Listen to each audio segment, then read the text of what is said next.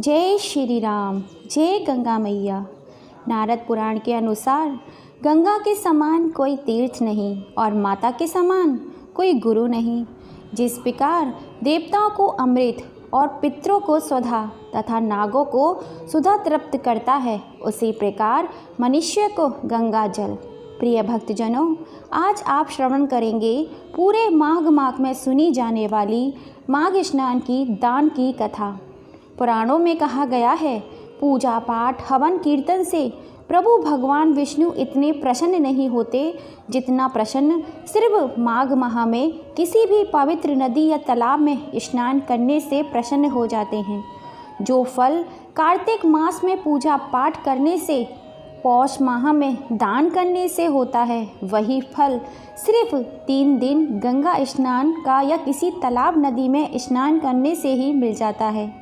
तो प्रिय भक्तजनों, आज हम इस पवित्र माघ माह में माघ स्नान की कथाएं सुनेंगे। माघ माह में स्नान तथा कथा श्रवण से व्यक्ति को मुक्ति तो मिलती ही है, उसके साथ साथ उसकी सभी मनोकामनाएं पूरी होती हैं। दोस्तों, कथा को शुरू करने से पहले आप भगवान विष्णु माँ गंगा के श्री चरण कमलों में एक लाइक तो ज़रूर कर दीजिए। चलिए कथा को आरंभ करते हैं। दोस्तों, आप लोगों से हाथ जोड़कर विनती है, कथा को बीच में आधा अधूरा छोड़कर मत जाइएगा। माघ माह की गंगा स्नान दान की कथा। बुढ़िया और हनुमान जी की कहानी। एक समय पहले की बात है, किसी गांव में एक बुढ़िया रहती थी। उसके एक बेटा और बहू भी थे जो उसी के साथ रहा करते थे। एक बार जब माघ का महीना आया तो बुढ़िया ने अपने बेटे से कहा वह गंगा स्नान के लिए जाएगी और 1 महीना वहीं रहेगी। यह सुनकर उसके बेटे ने अपनी पत्नी से कहा कि माँ के लिए 30 लड्डू बनाकर दे दो ताकि वह पूजा पाठ करके खा लिया करेंगी। बहू ने गुस्से में आकर 30 लड्डू बनाकर दे दिए। बुढ़िया नदी किनारे माघ स्नान करने को गई और वहीं पर एक किनारे पर झोपड़ी बनाकर रहने लगी। बुढ़िया रोज़ सवेरे उठकर स्नान करती और जैसे ही एक लड्डू निकालकर खाने लगती तो हनुमान जी बंदर के रूप में आते और बुढ़िया वह लड्डू खुशी से उस बंदर को दे देती। बुढ़िया को बंदर को लड्डू खिलाने से बहुत खुशी मिलती थी। हनुमान जी बुढ़िया से बहुत खुश थे। इस तरह से माघ का पूरा महीना बीत गया और सभी 30 लड्डू हनुमान जी बंदर के रूप में आकर खा गए। जब माघ का महीना समाप्त हो गया और बुढ़िया वापस जाने लगी तो तैयार हुए तो हनुमान जी प्रकट हो गए। उन्होंने बुढ़िया की उस झोपड़ी की जगह एक आलीशान महल बना दिया। बुढ़िया का पूरा महल धन दौलत से भर गया। उसकी सारी बीमारी दूर हो गई। यह सब होने पर वह अपने बेटे के पास गई। बुढ़िया को इतना धनी देखकर उसकी बहू ने मन ही मन सोच लिया कि अगले माघ मास में अपनी माँ को गंगा स्नान करने के लिए ज़रूर भेजूंगी। अगले माघ आने पर उसने अपनी माँ को गंगा स्नान करने के लिए कहा। उसने बहू प्यार से 30 लड्डू, घी, बहुत सारा मेवा डालकर अपनी माँ के लिए बनाकर दे दिए।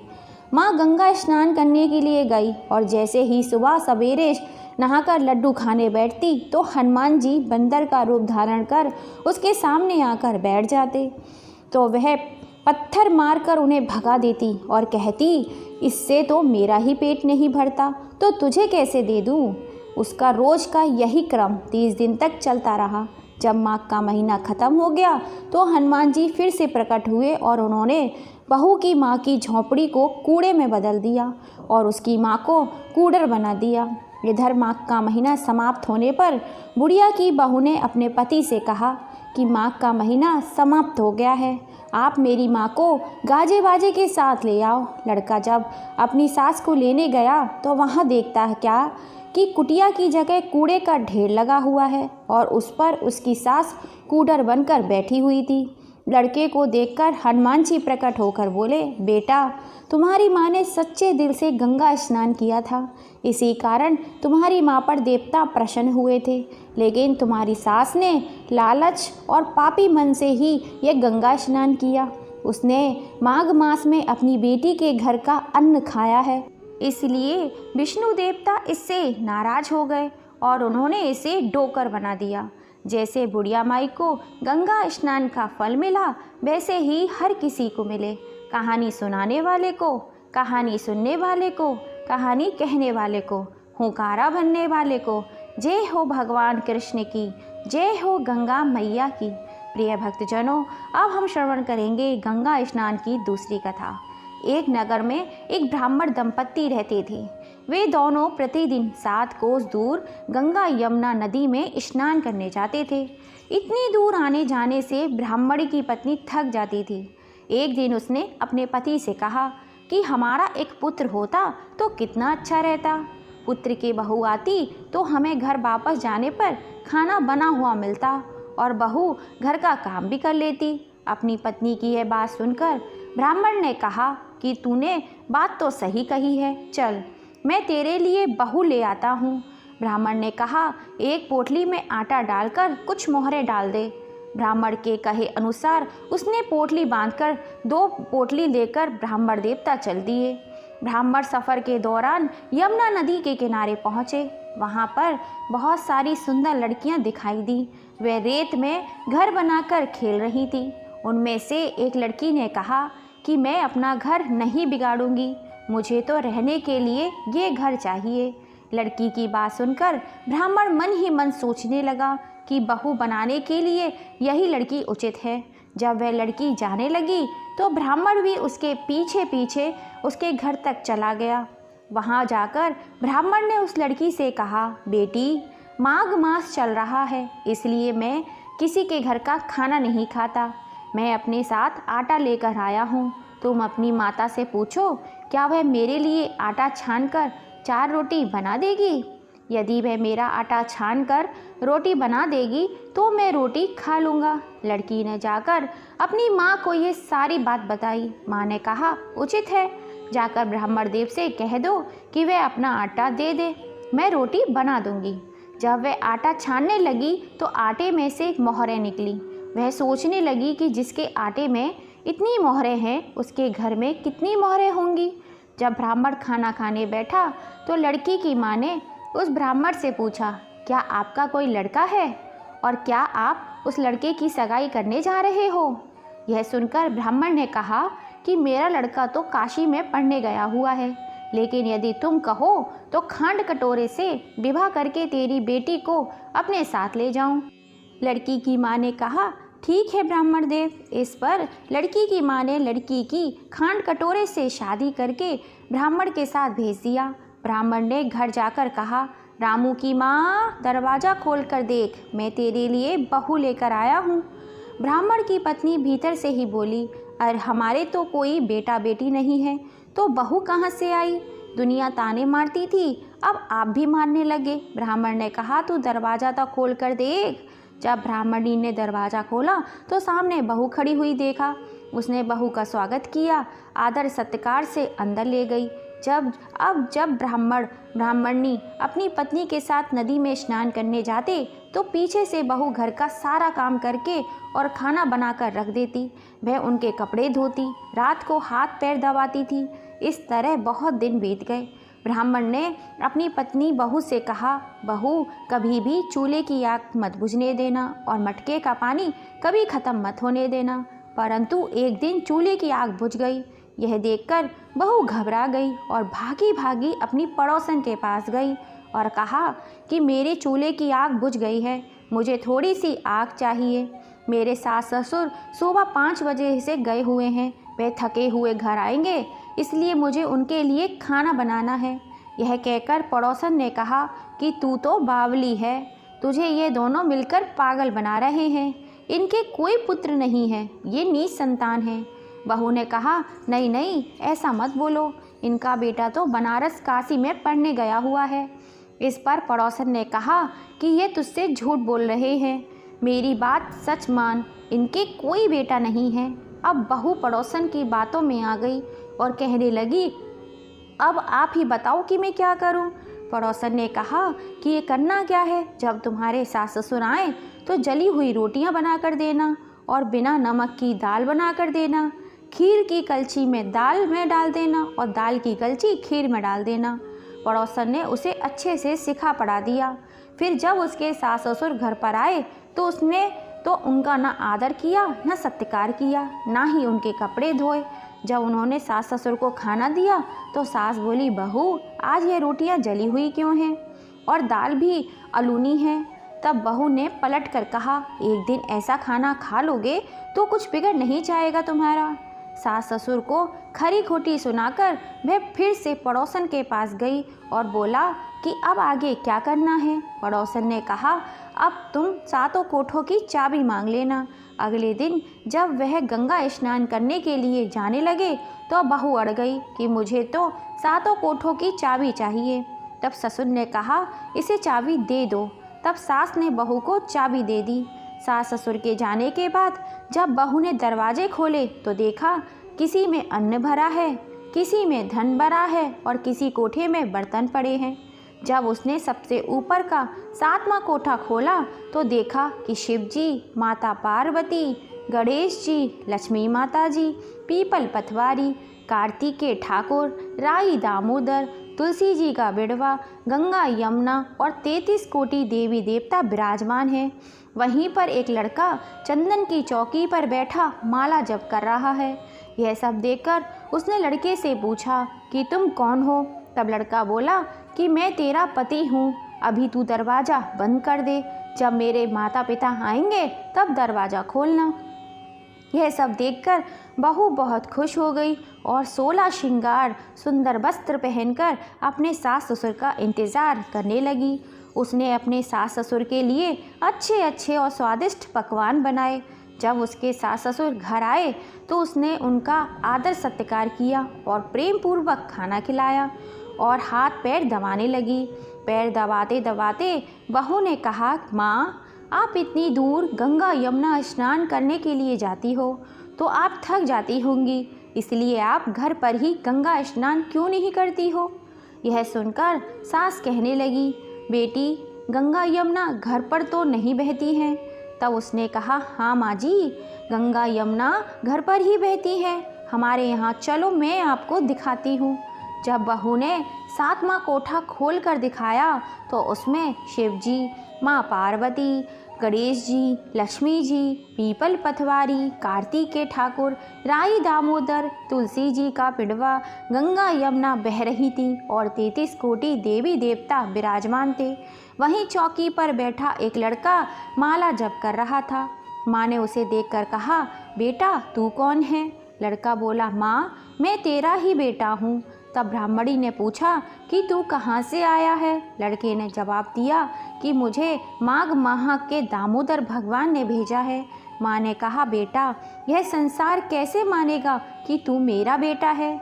माँ ने कुछ विद्वान पंडितों से मदद मांगी। पंडितों ने कहा, इस पार बहू बेटा खड़े हो जाएं और उस पार माँ खड़ी हो जाए। माँ के चमड़े की अंगड़ियाँ पहनी हो और छाती में से दूध की धारा निकलकर बेटे की दाढ़ी मूछ भिगे और पवन पानी से गठजोड़ा बंधे, तब मानेंगे कि यह इस माँ का ही बेटा है। उसने ऐसा ही किया। चमड़े की अंगियाँ फट गई और छाती में से दूध की धार निकलकर बेटे की दाढ़ी मूछ भीग गई। पवन पानी से बहू बेटे का गठजोड़ा बन गया। यह सब देखकर ब्राह्मण और उसकी पत्नी बहुत खुश का ठिकाना ना रहा। तो प्रिय भक्तजनों, यह थी माघ मास की कथा। ये माघ मास के ठाकुर जैसे ब्राह्मण और ब्राह्मणी को बहू बेटा दिया, वैसे सब काऊ को देना। माघ मास की कथा कहने सुनने हुंकारा भरने वाले पर सब पर अपनी कृपाएं बनाए रखना। प्रिय भक्तजनों, अब हम श्रवण करेंगे बुढ़िया माई की खिचड़ी की कथा। कहते हैं, एक गांव में गरीब बुढ़िया रहती थी। उसका अपना सगा कोई नहीं था। वो दिन रात कान्हा जी की भक्ति में लीन रहा करती थी। रोज़ सुबह गंगा स्नान करने जाती और उस निर्धन बुढ़िया की भक्ति से भगवान बहुत ज़्यादा ही खुश थे और वो खुद उसकी कुटिया की खिड़की पर एक कटोरे में खिचड़ी रखकर रोज़ चले जाते, जिसे कि वो बुढ़िया नहाकर आने के बाद खा लेती थी। बरसों तक ये सिलसिला चलता ही रहा, लेकिन उसकी पड़ोसन को इस बात की काफ़ी जलन होती थी। एक दिन जब बुढ़िया नहाने गई तो कृष्ण जी उसके घर की खिड़की पर खिचड़ी रख कर गए। तो वह दुष्ट पड़ोसन ने उस खिचड़ी का कटोरा घर के पिछवाड़े फेंक दिया। जब गंगा स्नान के बाद बुढ़िया घर लौटी तो उसे वह कटोरा नहीं मिला, तो बुढ़िया बहुत दुखी हो गई और भूखी ही रह गई। बुढ़िया माई को भूख का देखकर पड़ोसन बहुत ही खुश हुई, लेकिन जहाँ उसने खिचड़ी फेंकी थी वहाँ पर एक पौधा उग गया और उसमें से 2 सुंदर फूल खिल गए, जिनकी सुगंध काफ़ी ही अलग थी। एक बार एक राजा उधर से गुजर रहा था। उसने वो सुगंधित फूल देखकर काफ़ी अच्छे लगे। वो उन दोनों फूलों को तोड़कर अपनी रानी के लिए ले गया, जिसे सूंघते ही रानी गर्भवती हो गई और 9 महीने के बाद जुड़वा बच्चों को जन्म दिया। दोनों राजकुमार जब बड़े हुए तो वह किसी से बात नहीं करते थे, लेकिन अक्सर जंगल में शिकार करने के लिए जाया करते थे, जहाँ उनकी मुलाकात उसी बुढ़िया से होती है। ये बात जब राजा को पता चली तो वो बहुत हैरान हुए। उन्होंने तुरंत सैनिकों को उसे लाने के लिए भेजा। दरबार में जब वो बूढ़ी महिला पहुंची तो राजा ने पूछा कि मेरे दोनों बेटे किसी से बात तक नहीं करते हैं, लेकिन आपसे बात करते हैं, क्यों और कैसे? इस पर बुढ़िया माई ने कहा कि मुझे ये सब तो नहीं पता, लेकिन हाँ, मैं तो अपना खिचड़ी वाला कटोरा खोज रही थी। तब एक दिन ये दोनों मुझे मिले और कहने लगे कि मैं आपका कटोरा हूँ और मैं ही आपकी खिचड़ी हूँ, और तब से ही मुझसे मिलने आने लगे।